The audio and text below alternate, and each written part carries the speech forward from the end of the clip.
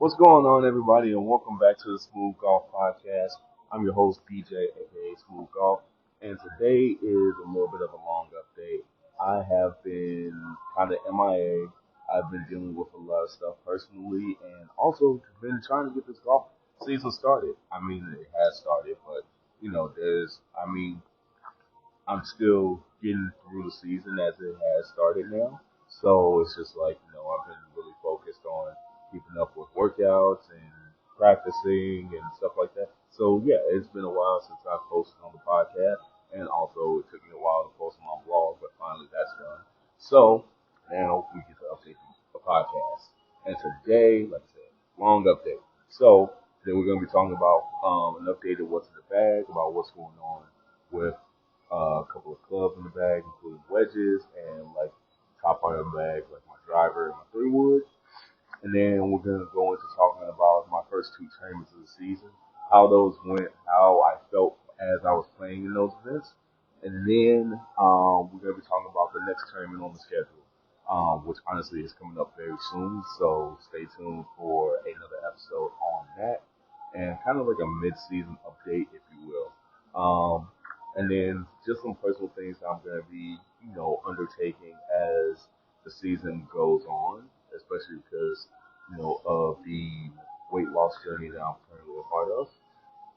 So we're going to be talking about that as well, and how you guys can kind of jump into the weight loss journey if, you're looking to do the same. So let's go ahead and jump right in. Firstly, talking about the updated what's in the bag. So first thing we're going to talk about is the driver. Now, the driver has changed drastically somewhat from the first What's in the Bag that I did. So let's kind of deal with that first. Firstly, I went from the Callaway Grove ST Max LS, which honestly was still a great driver. I absolutely loved it. It gave me what I needed. Um, into the Callaway Paradigm. So the Paradigm also is a great driver and puts my ball speed and performance with driving in a better place. But I've also decided to change the shaft on it.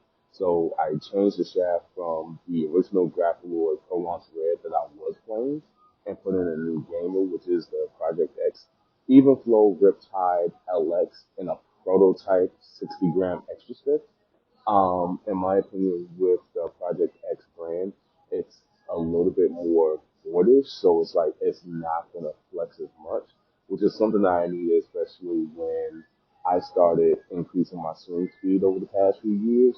And there were some times where I felt like some shafts they were too flexible and caused me to really close down the face when I really didn't want to. So moving into this Project X, I felt it was a good thing because now I don't have to worry about if the shaft is going to flex too much as I go through the hitting zone, and definitely felt like it gave a little bit more performance to my driver than I originally thought, especially with the last tournament that I played in, which was May 23rd.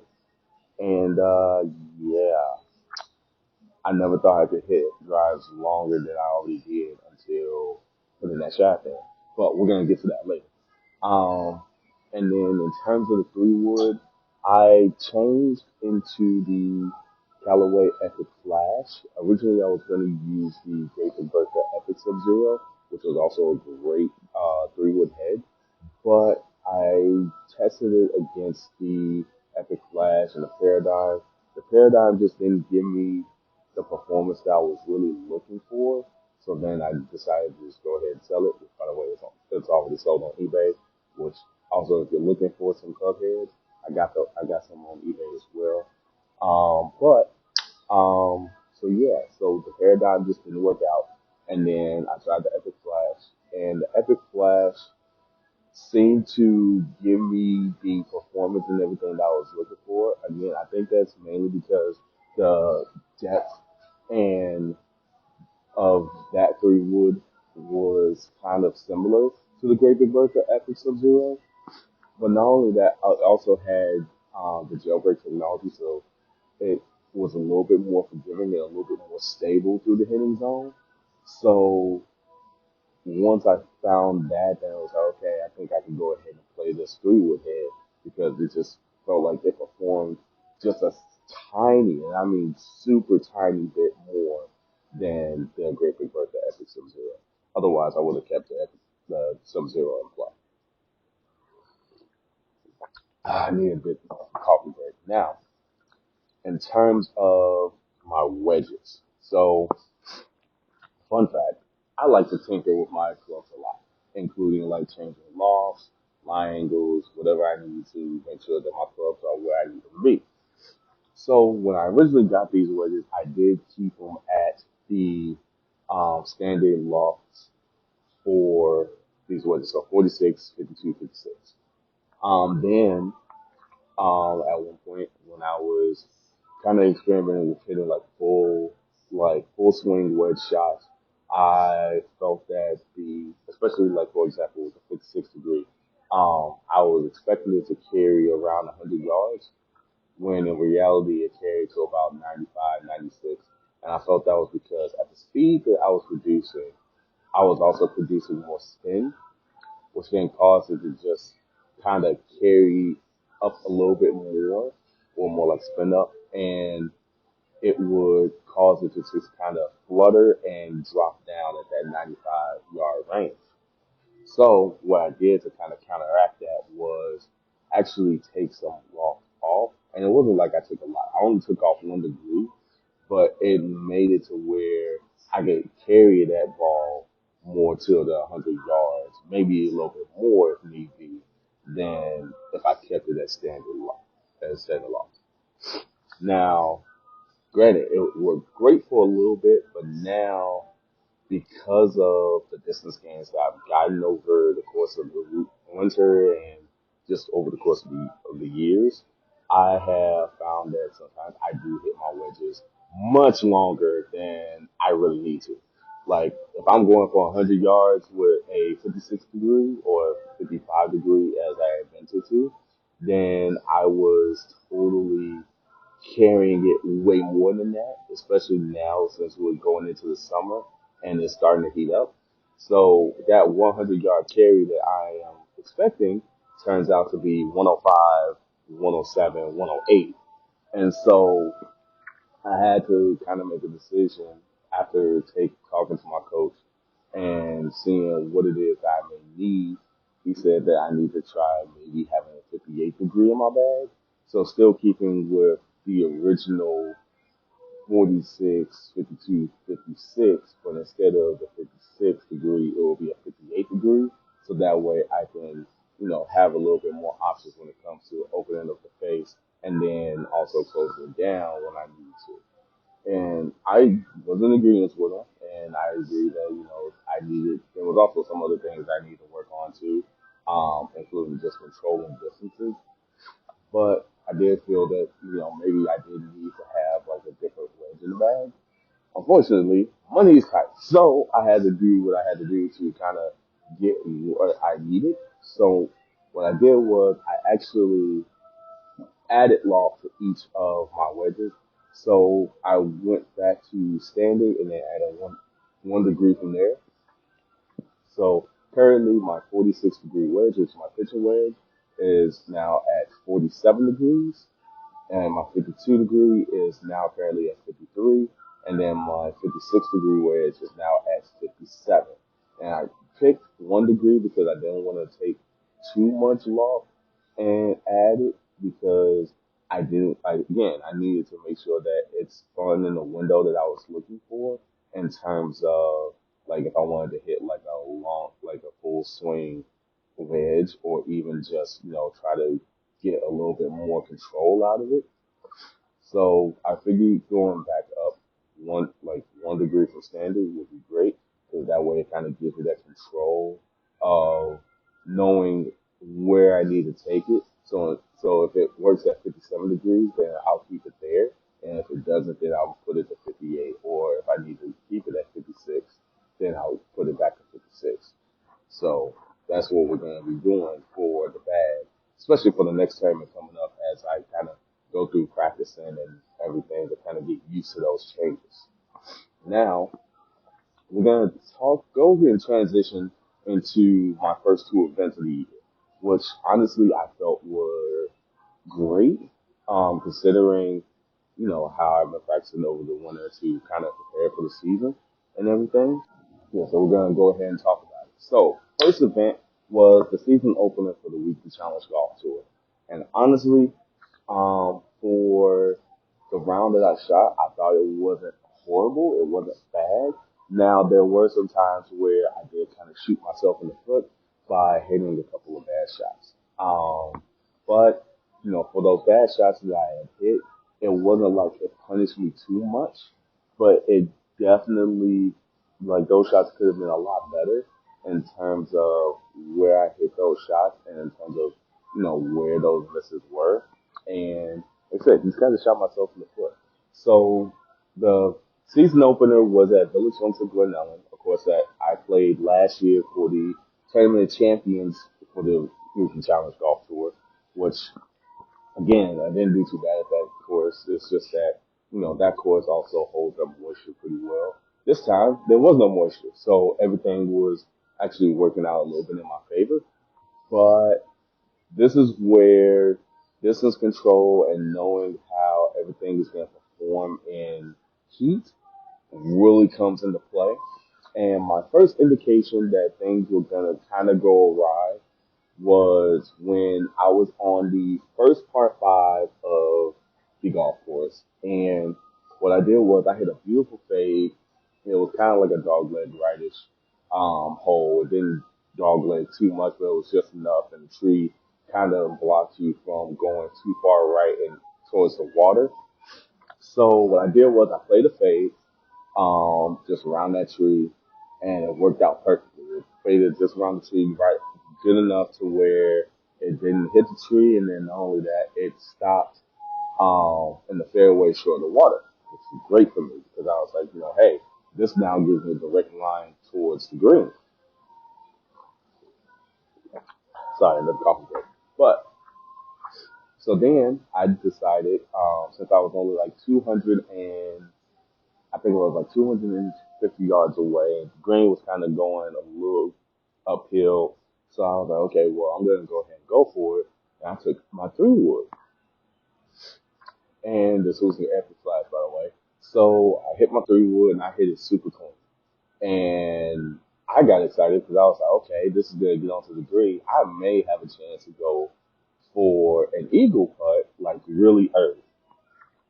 And that was not the case. So I watched the ball actually hit right at the front of the green and roll out straight to the green and about a good 5-10 yards into the right. And that was when I was like, oh shoot. That is a good sign, but also not a good sign at the same time because now I got to figure out where exactly I can hit each of my shots, especially on my approach shots, so that way the golf ball doesn't like totally roll off the green. Now, again, because of the heat, I was struggling to control my distances because it was just like, where I would hit a 7-iron, 170 yards. Now it was going to about 190 on carry. So it is a little different when you're playing in the heat. Ended up shooting 81, which was good enough to put me in a tie for sixth place. And great, like I said, like if didn't have to try to make those adjustments kind of mid round or even at the beginning of the round, then I feel like I would have placed a little bit better, maybe played a little bit smarter and scored better. But for what it's worth and the adjustments that I had to make kind of on the fly, I felt like it was a pretty good, decent round. And it all could be better. And so I had to take it with a grain of salt and just move on and be like, hey, you know what? This was a good start to the season. Now let's move on to the next event, which now we move on into the second event of the season, which was at Prairie Landing Golf Club in West Chicago. And I will say that course, I wouldn't say that it beat me up to start, but it definitely kind of gave me a couple of punches. But I also think that it was partially my fault because for some reason I just couldn't get comfortable with the course and how it played, especially on the putting green. Um, and even my playing partners were looking at me or like they thought that I didn't have a chance after the front nine because I just wasn't like, especially on my putt. It's like they looked at me and was like, I've never seen somebody hit the edge on so many putts ever, and I was like, yeah, that's the story of my life. So, oh my god, if you guys ever get a chance, get coffee and put protein powder in it. It's really good. But so again, I just wasn't feeling comfortable. Like I knew like I could hit the golf ball, but for some reason I wasn't hitting the golf ball as solidly as I would have liked. I don't know if it was like from what I drank before. Like I did have like a kind of um, pre-workout drink like well before I even got to the golf course. So it was like, just to give myself a little bit of energy. And I don't know if that's what was making me uncomfortable or it was just the course or whatever the case may be. But just for some reason, I just wasn't comfortable. I wasn't hitting the ball as solidly or as crisp as I would have liked. And so there were some times where certain strikes I just wasn't making um, good shots. I wasn't making good swings. And it showed. And then especially on the greens, like I said, uh, the funniest thing was when I four putted the second hole. And then I was like, okay, well, I just four putted for a double bogey. That's not cool, but hey, we're gonna move on. And then I three putted the third hole. Also not fun. So we was like, okay, well, we're just gonna have to try to figure out these greens as best we can. So that way we can put ourselves in a better position, um, just for, making sure that I could at least place. So I shot 42 on the front nine, which honestly, for how I was feeling throughout the entire front nine, I was like, I will take it and run with it because, again, just not feeling comfortable, and then the greens kind of beating my butt a little bit. It was like I can't really ask for much more than that. And so then it was like, okay, well now we gotta go on the back nine. We gotta do something. We gotta lock in. We gotta you know, put the pedal to the metal type of thing. And I definitely did on that back nine. The back nine was absolutely fantastic. I don't think I could have played, or if I got more birdies, I was like, yeah, but I don't think I could have played it any better than I did. So started off from hole 10. First off, hole 10, I should not have par. I should have birdied it, but apparently golf did not like me. I ended up three putt parring, which was a pain in my butt because I definitely felt like I should have at least birdied that hole.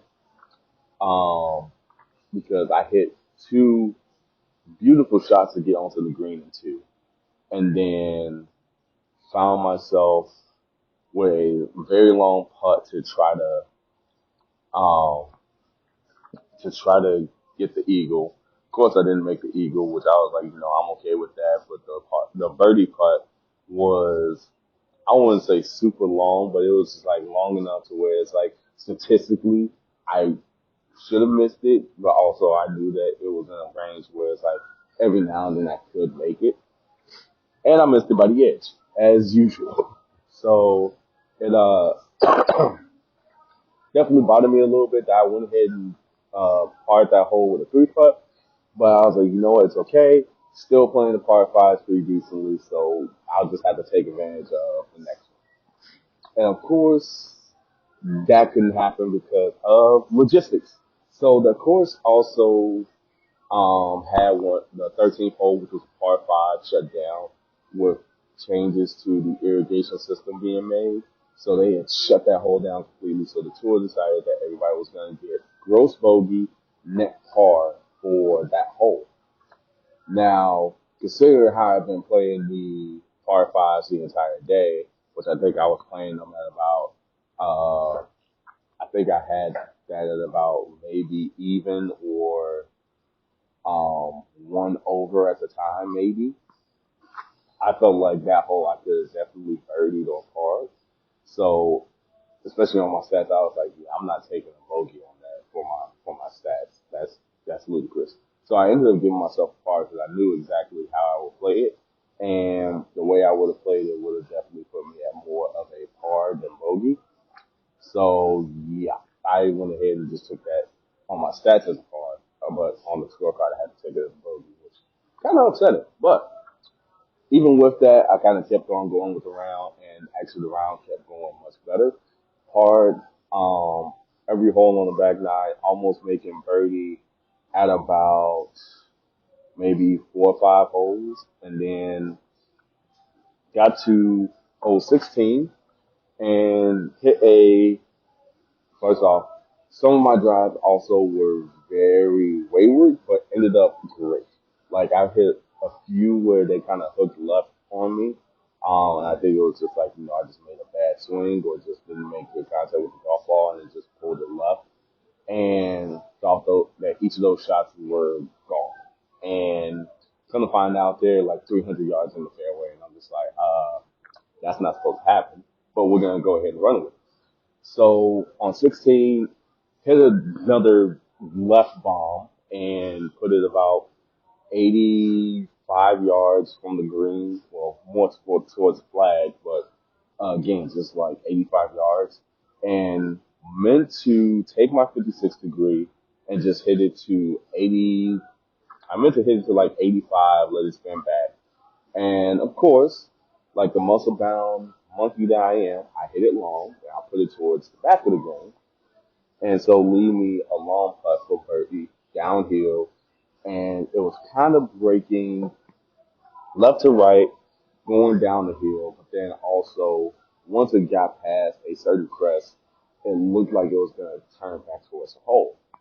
And I had to credit Bryson DeChambeau with this because if it wasn't for what he said on one of his videos or one of his shorts, I probably would have missed the putt and missed the putt very long because I kept the flag in. And what I remember from his video was that downhill putts, he said, technically are easier because when you're putting to a hole that's downhill, the downhill putt tends to break towards the hole instead of away from it like an uphill putt would. So, keeping that in mind, I hit my putt to kind of just go a little left of the left cup of the hole, well, left hand corner of the hole, and then once it kind of reached over that crest, it did break to the right. And then once it got, like I said, once it got over that crest, I saw it break back towards the hole, and it hit the flagstick dead square in the center. Like I couldn't have hit it more perfectly on the center of the flagstick if I even tried. So then it hit once, hit twice, dropped in, and I mean when I say I got excited, I got excited. I said, "Let's go!" I ran with it. I totally just said, "You know what? I definitely got lucky with this birdie." Kind of like I read it perfectly, but it was just like it was one of those things where like if it didn't hit the flag, it was definitely going about a good 15 feet by because the greens were also rolling very fast that day. So snuck away with a birdie there. 17, I parred it. Actually hitting a good shot onto the green, and then two putting, which I was like, okay, I'll take that. 18 was again another one of those where I thought it hit a piss poor drive, and turns out it ended up just where I needed it to be. So, God, another coffee break, Jesus. But on 18, I hit a drive, and I thought I had pulled it way left, and just absolutely put it either in the water or out of bounds. But I forgot that there was a hole right next to it, so out of bounds is kind of out of the question. But more the water I was worried about. And I was like, man, I just really hit this bad. And actually, one of my playing partners was also on the same point. He's a lefty. He thought he had sliced his over into the water. And so we both took provisionals. And actually, me and him were the two that actually were close enough to where it's like, if he bogeyed, I could have taken first place or whatever the case may be. So we're thinking, okay, we just lost our golf balls. Okay, and so and I hit a provisional. My provisional ended up longer than the first one. And when I say longer, I mean it was like a good 30 yards long. So go back and we're down in the fairway, we're looking, and come to find out, both of our golf balls end up in perfect places. And when I say perfect places, I mean it's in the fairway, just by where the water is, and we only got about 200 yards left into the green. Which I'm like, okay, cool, no problem. And was like, okay, now I at least have a chance to get to this green because I could potentially go ahead and eagle. If I eagle, I go ahead and win the tournament, possibly force the playoff. Or if I birdie and he bogeys, then that still forces a playoff. It still puts pressure on the guy in my group to have to do something. So I kind of had a decision to make. Do I take 5-iron, which I know I can hit 200 yards, like right on the dot? Do I take the 5-iron, hit that, and potentially get it onto the green, or have it stop short?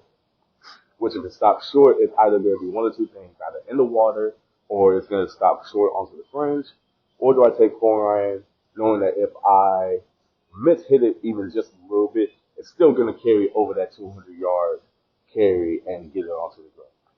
So I went with the latter. I went with the 4-iron, hit it onto the green, and left myself about a 20 to 25 foot putt for eagle. Now it was one of those where it was a sliding downhill putt, which I was okay with because it's like, hey, I can at least get this as close as possible, and if anything, I'll still get a birdie. So I hit my putt. And I mean, I aimed it about a good 5-6 feet right of the hole, and I knew with it sliding downhill, it was like I couldn't just, absolutely ram it on the line. So I hit it as softly as I could, let it take the line, and I ended up missing by like a good 2 feet left of the hole, and I was like, okay, that's actually not bad. I aimed it where I felt like I needed to put it and put it on the right line and just missed it. So then I made the birdie putt, which put me in a line to take tied for second.